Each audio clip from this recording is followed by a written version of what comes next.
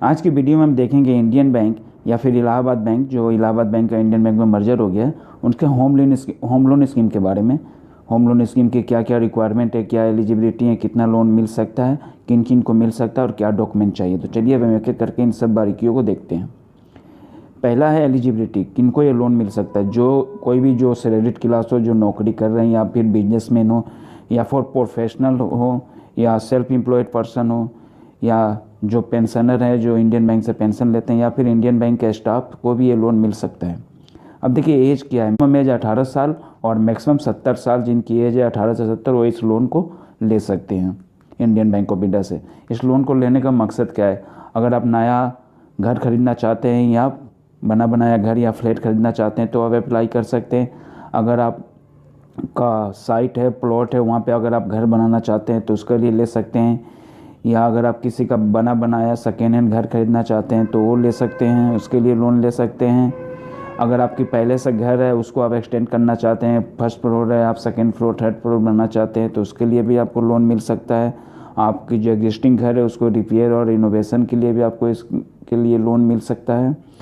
या फिर आपकी हाउसिंग लोन, होम लोन दूसरे बैंक में है, अगर आप उसको ट्रांसफ़र करना चाहते हैं इंडियन बैंक में, टेक ओवर कराना चाहते हैं तो उसके लिए भी इंडियन बैंक आपको होम लोन प्रोवाइड करती है। अब मार्जिन कितना है? मार्जिन मतलब कस्टमर का कंट्रीब्यूशन कितना है। देखिए फॉर लोन 30 लाख तक के लोन में कस्टमर का कंट्रीब्यूशन 10% है। अगर आप 10 लाख का लोन लेते हैं तो आपको 1 लाख रुपया अपने घर से लगाना है, 9 लाख रुपया बैंक देगी। तो इसी को कंट्रीब्यूशन या मार्जिन कहा जाता है। 30 लाख तक के लोन में 10% मार्जिन है, 30 से 75 लाख तक के लोन में 20% मार्जिन है और 75 लाख तक के ऊपर के लोन में 25% कस्टमर का कंट्रीब्यूशन रहता है। वहीं अगर आप रिपेयर और रेनोवेशन के लिए ले रहे हैं, जितना भी ले रहे हैं, इसमें अमाउंट की कोई लिमिट नहीं है, आपको 30% मार्जिन इसमें देनी होगी।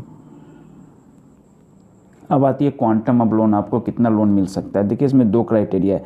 आप जिस दिन एप्लीकेशन दे रहे हैं उस दिन बोरोवर या जॉइंट बोरोवर, को बोरोवर की एज अगर 45 साल या उससे कम है तो अगर आप सैलरीड क्लास है तो आपको आपकी जो जितनी मंथली ग्रॉस सैलरी है उसका 72 टाइम्स मैक्सिमम आपको लोन मिल सकता है। वहीं अगर आप बिजनेस क्लास या सेल्फ एम्प्लॉयड पर्सन है तो आपको 6 time of gross annual income as per ITR, income tax return के हिसाब से जो आपकी एनुअल ग्रॉस इनकम है उसका 6 टाइम आपको लोन मिल सकता है। वहीं अगर आपकी और को बोरोवर की एज 45 साल या उससे ज़्यादा है तो सैलरीड क्लास के केस में ये 60 गुना मिलता है मंथली ग्रॉस सैलरी का, और बिजनेसमैन या सेल्फ एम्प्लॉयड के केस में 5 times of gross annual income as per ITR। कितने दिन में आपको ये लोन को चुकाना है, रिपेमेंट टर्म हम देखते हैं पहले।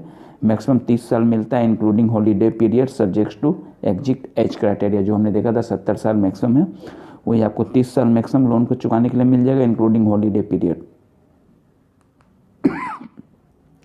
वही अगर आप रिपेयर और रेनोवेशन के लिए लेते हैं तो मैक्सिमम आपको 10 साल में ये लोन को चुकाना होता है। अब हम देखते हैं हॉलीडे पीरियड। हॉलीडे पीरियड उस पीरियड को कहा जाता है जिस दौरान आपको EMI नहीं देनी पड़ती है।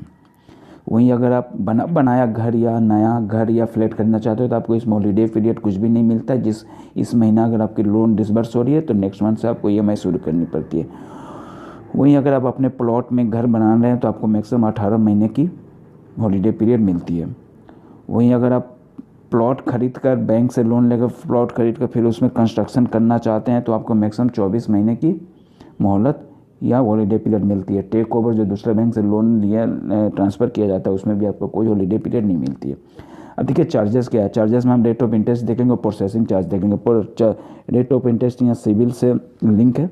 अगर आपकी सिविल स्कोर 750 या उससे ऊपर है, 750 से ऊपर है तो ₹6.80।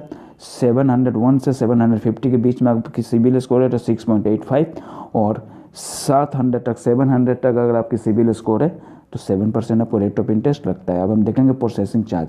1 करोड़ तक के लोन में 0.4% मैक्सिमम 20,000 रुपया प्रोसेसिंग चार्ज लगते हैं, और वहीं 1 करोड़ के ऊपर के लोन में 0.2% मैक्सिमम 50,000। ये अभी कभी कभी ये जो फेस्टिव सीजन रहती है उसमें प्रोसेसिंग चार्ज वेव रहती है। देखिए क्या डॉक्यूमेंट रिक्वायर्ड है आपको ये हाउसिंग लोन इंडियन बैंक से लेने के लिए। सबसे पहले आपको जो एप्लीकेशन फॉर्म है उसको भरना होगा फुली, और उसमें आपको 3 पासपोर्ट साइज फ़ोटो देने होंगे। आपकी जो एसेट एंड लायबिलिटी स्टेटमेंट आपको बैंक के फॉर्मेट में पूरी तरह फिल करके देने होंगे। प्रूफ ऑफ आइडेंटिटी में आपको PAN card, Aadhaar card, voter card, passport, driving licence या पासपोर्ट आपको देने होंगे। प्रूफ ऑफ रेसिडेंस में recent telephone bill, electric bill, property tax रसीद, पासपोर्ट या आधार कार्ड या वोटर आईडी कार्ड भी आप दे सकते हैं। वहीं प्रूफ ऑफ, अगर आप बिजनेस क्लास है तो प्रूफ ऑफ बिजनेस में आपको जो बिजनेस और इंडस्ट्री के लिए जो प्रूफ लगती है वो देनी होगी, जैसे trade licence. Proof of employment for salary class, आपको सैलरी स्लिप या आपकी आई कार्ड देनी होगी अगर आप जॉब कर रहे हैं। सैलरी स्लिप लास्ट 6 मंथ की देनी होगी अगर आप जॉब में हैं। वहीं स्टेटमेंट ऑफ बैंक अकाउंट आपको देनी होगी पिछले 6 से 1 साल के बीच की, कोई भी, मिनिमम 6 महीना, मैक्सिमम 1 साल। अगर आपकी कोई अदर इनकम है, रेंट है, इंटरेस्ट या इन्वेस्टमेंट है, तो उसका प्रूफ भी आपको बैंक को देना होगा। अगर आप बिजनेस कराते हो तो income tax return and balance sheet last 3 financial year की आपको देनी होगी। और वहीं अगर आप सैलरीड क्लास है तो आपको फॉर्म 16 भी देनी होगी। ज़मीन से रिलेटेड क्या डॉक्यूमेंट, एग्रीमेंट ऑफ सेल या सेल डीड आपको बैंक को देनी होगी। फिर अप्रूव्ड बिल्डिंग प्लान आपको देना होगा, जो आप बिल्डिंग प्लान बना रहे हैं उसका स्केच वो अप्रूव करवाना होगा कॉम्पिटेंट अथॉरिटी से। आपको टाइटल डीड देना होगा 13 ईयर्स या 30 year depending upon the case. ये डिपेंड करता है कि आप कितने का लोन ले रहे हो, प्रायोरिटी सेक्टर में आता है, नॉन प्रायोरिटी सेक्टर में।